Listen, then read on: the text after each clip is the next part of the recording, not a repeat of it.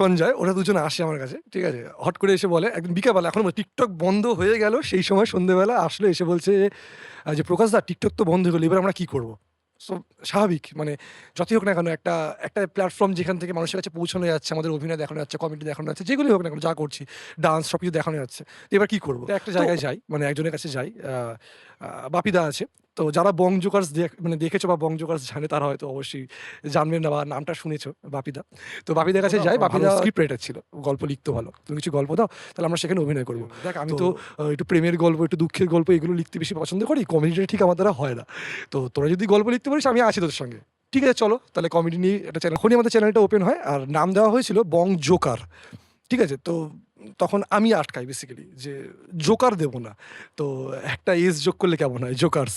ওর যেহেতু সিঙ্গেল নয় তো ওটাকে যদি জোকার্স হয় কেমন হয়? কারণ সবাই মিলে যেহেতু আমরা অভিনয়টা করছি, তো পার্টিকুলার জোকার্স এবং সেবং নয়।